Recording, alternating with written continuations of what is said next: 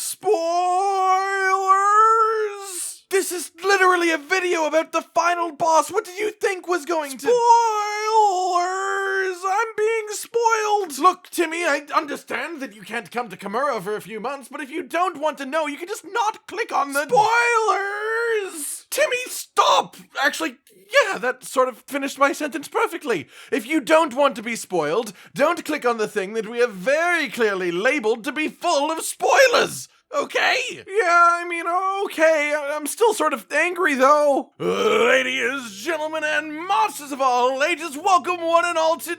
Okay, one more time if you didn't get the goddamn hint. This is a video about the final boss of Monster Hunter Rise. Turn back now if you don't want to know about it. Okay, now that the anger is out of the way, let's put ourselves into the right mindset for this fight. Close your eyes.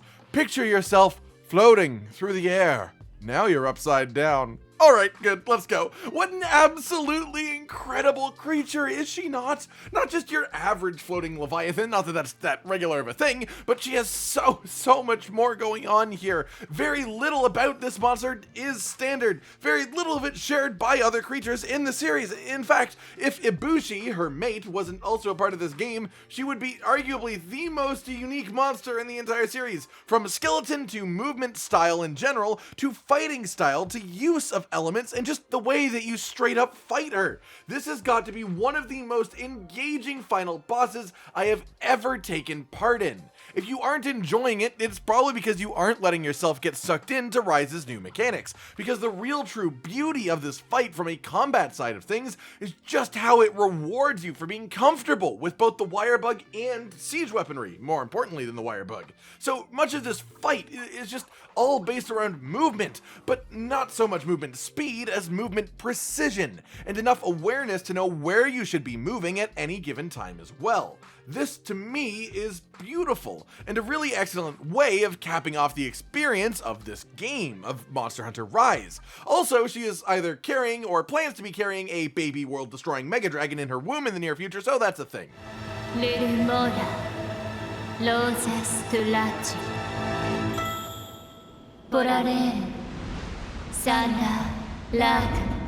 This creature is absolutely gorgeous though, and while some people may not appreciate her color scheme quite as much as her counterparts, I think it is entirely encapsulating, like the sunset and the sunrise all bundled into one creature. She is extremely pretty. As we begin, it's important to note that this fight, as the final boss, should not quite be judged by standard Monster Hunter monster standards. There's a lot more going on with final bosses normally, more expectations, and a general necessity for a spectacle. And Narwa takes this to a really interesting and fantastic place by making it feel almost like a phased boss fight rather than just a standard monster hunting experience.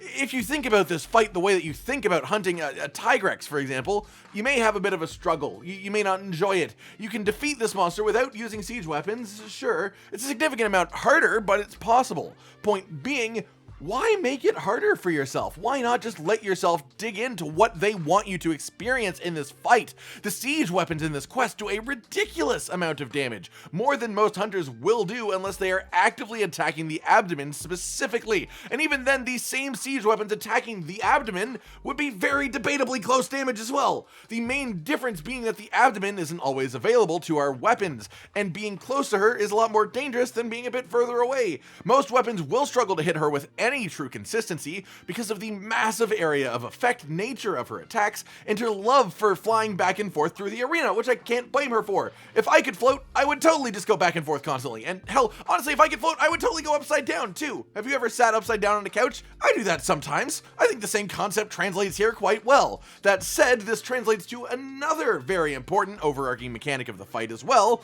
not the couch, the siege weaponry. Various attacks from Narwa will cause rocks to start coming out of the ground. An extra interesting note about this is that the Hunter's note states that this is because of magnetism. Yeah, bitch! Magnets! Oh! Which is an extremely interesting implication in the Monster Hunter universe, as the Frontier Monster Hunter games had a whole genre of monsters around magnetism, and in fact an entire weapon around magnetism. So putting a monster in the main series and labeling its power as magnetism seems to definitely open the door for the potential return of some particularly interesting creatures, or even a weapon, in the future.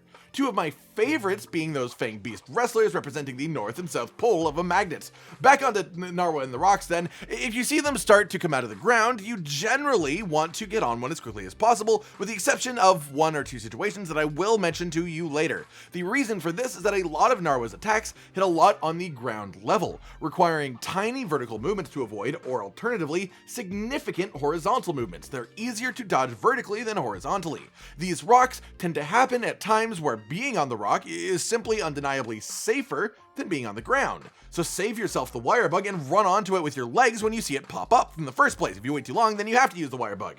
Now that you have that part ingrained in your mind, the next part of this experience is to search for siege weaponry. More often than not, when a rock is raised out of the ground by a Thunder Serpent Narwa, it will either have a piece of siege weaponry on it, or only be a few feet away from another rock that has siege weaponry on it. Prioritize moving to the rocks that do have siege weaponry and use it. Most of the time this is happening, it isn't safe to be hitting her with a regular weapon anyways, and even if it was, honestly, again, these siege weapons do a pretty freaking insane amount of damage if you know where to aim, which put simply is the glowing parts. More than this, the siege weapons' damage aren't affected by your build and do the majority of the heavy lifting in this fight. So if you really are struggling with surviving in this fight, then don't be afraid to bring a super defensive build just to survive, and just rely on the siege weapon for the majority of your damage. It'll get the job done if you need it to. There are two main stages to this fight, and while they are more than likely based on the health of Narwa herself, we as monster hunters don't see health bars, and so we have to look for other indicators. In this fight, the easiest indicator is which siege weaponry is coming up around you at any given moment. Early in the fight, you will only get the basic ballistas. As you continue on, you'll unlock cannons, which completely ignore hit zones, and also the machine cannon Gatling ballista, which is extremely effective. Generally speaking, if you are in the magical situation where 3 rocks pop up in front of you, one of them has a ballista, one of them has a cannon, and one of them has a machine cannon, you want to aim for the machine cannon rock. It does the most consistent damage in the least amount of time if you are aiming at the weak parts. However, unless you are aiming the machine cannon at an exposed abdomen specifically, the basic cannon is quite close in damage. When I say exposed abdomen, I am talking about her crazy glowing thunderous abdomen sac that she covers and protects with her little leg fins. Sometimes during some moments in the fight, those leg fins will move out of the way, and the abdomen will be completely vulnerable to attack. And given it is the weakest part on her body by a really large amount, you should always go for it when this happens. Because you can still hurt the abdomen from the side while it is protected, but get great numbers, part of me feels like we are never really actually puncturing this in any way. It's much more of an impact situation. We are knocking it around and causing internal damage to whatever is inside of this sac, rather than the outside itself, as the fact that we can still hit the abdomen but get great numbers implies to me that these fins are acting as sort of, well, shock absorbers. Pun absolutely intended. Her moveset can be broken down more or less into 4 categories: physical attacks, beams and blasts, fun magnet shapes, and big boom catastrophe apocalypse moves. Starting with the physical attacks then, it's mostly just a range of little swipes and movement type things, but the more notable ones are just her moving, really. That's the big physical attack that she has, just her going back and forth through the arena. It hurts. She also has a bite that's really annoying and fast, and because her face is big, it's hard to dodge. That's just a normal thing that monsters do, so it's nothing worth running home about. However, she does have this really nice sort of front-flipping tail flip slam attack, which is a really long animation and shouldn't be too hard to see coming. For this attack in particular, try to dodge it just slightly to either side, as after the slam, the ground raises up in front of her and places you staring right at her vulnerable abdomen. As far as beams and blasts, these are more of the just general standard thunder abilities that we see from other monsters in the series. Things like a line of lightning progressing along the floor, a condensed energy beam out of the mouth, and little lightning aftershocks on the floor, sometimes combining multiple of these things together in one animation. The main thing with all these attacks is that they are entirely blocked by floating rocks. If there is a rock between you and Narwa when she is shooting one of these beams, it can't hit you. If a lightning bolt is hitting on top of a rock, it can't strike you underneath the rock. These are all important things to be aware of to avoid taking damage consistently in this fight. On the contrary, her next set of attacks, fun special shapes, go somewhat right through rocks, in that they dissipate around the rock, but then on the backside of the rock, reconnect. So for those, you have to legitimately go over them rather than just hiding behind something. I love these attacks. They add so much to the fight, not just from a mechanical standpoint, but they are also just visually stunning. From the spheres to the rings, all of the various ways that she does this is fantastic. There are many abilities that have these types of general effects, but the answer for how to avoid them is all the same. Go around. They are quite slow for a reason, and hiding won't do it, as I've told you, so find a way around the shape. Whether it's up, left, right, whatever, just go around them. Then we move on to the big boom attacks, the ones that you will need to be most wary of for the possibility of them killing you.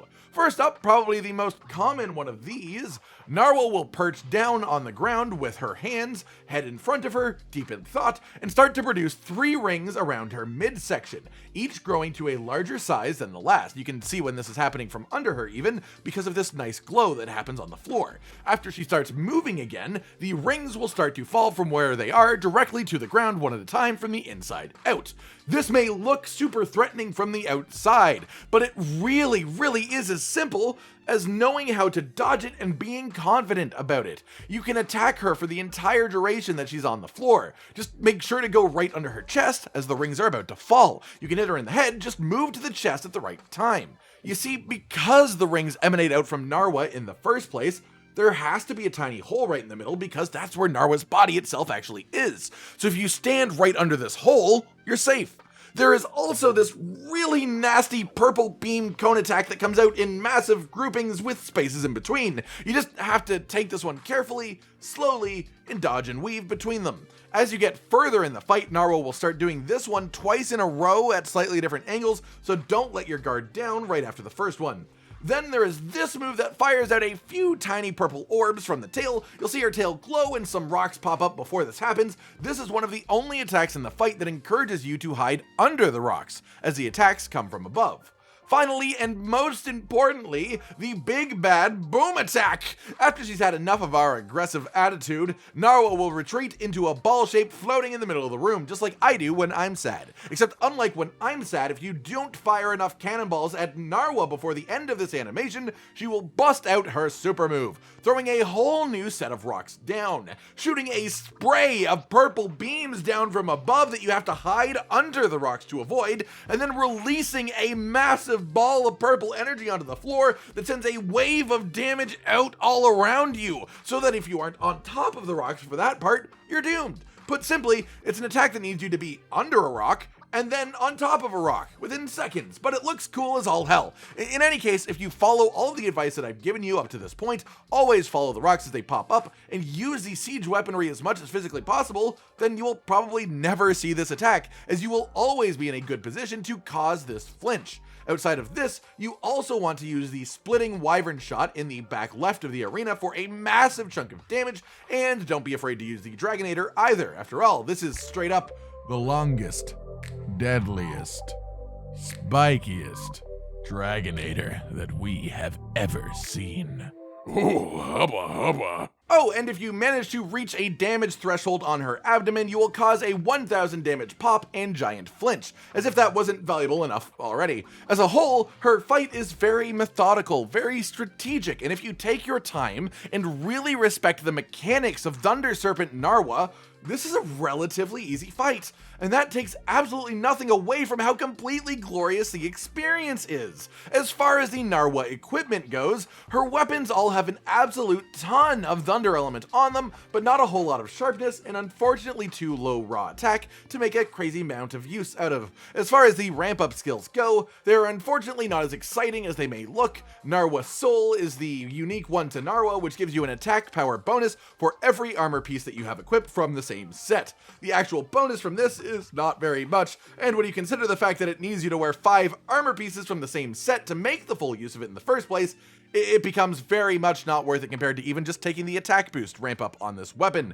being allowed to still use a mix set with it. In the same vein, anti-aerial species is sort of sadly ineffective. It's a really cool concept that increases your damage against any creature that can fly, but the actual percentage increase to your damage just seems to be less than putting on the attack boost ramp up as well. Moving on to the armor then, it is absolutely gorgeous. I know the female armor set doesn't have it, but especially the helmet just does it for me. This is an incredible helmet. As far as effectiveness though, just like the Ibushi set, the Narwa set is just a smorgasbord of skills, an absolute melding pot of various abilities at very low ranks. And there are at least a few skills on here I could say are useful for a couple of weapons, but just not like this. There is no decoration slot, so it isn't really viable to fill out any of the skills, and the most interesting part of this armor is the counterpart to Ibushi's wind alignment, Thunder alignment. And as you may guess, it works very similarly. 5 rank skill, 1 rank on each of the armor pieces, 4 ranks increases your thunder resistance by a whole 4, and then 5th rank makes you quite fortunate. Letting you work that one out for yourself is half of the fun though, so enjoy. Just know that it isn't anything meta-defining at all that will shift your offensive meta sets. It's much more of a flavor thing than a statistical thing. And that just about covers it, everyone. My guide to and first impressions of Thunder Serpent Narwa, the final boss of Monster Hunter Rise. Honestly, I know it was sort of intentional in how they set up the story to have a cliffhanger right at the end, but more than anything, the Narwa fight just makes me so excited for what they have planned next between these serpents, as this clearly is not their end. And if Monster Hunter is known for one thing, it is escalating the threat. So we have quite a bit to look forward to in the future. Do you like this monster as much as I do? Do you prefer her or Wind Serpent Ibushi? Like if you liked the video, subscribe and hit the notification bell for more, and most importantly, ladies and gentlemen, until next time, stay sweet. Josh, Cotton, and Hollow with the videos, dropping the humor like a hammer on your tippy toes, bringing entertainment on a daily arrangement to take our insanity and turn it into entertainment. Yes, I said entertainment twice, to reiterate that it is nice to look into your faces on a mostly daily basis when you let us in your homes to make the whole world our stage. Goodbye.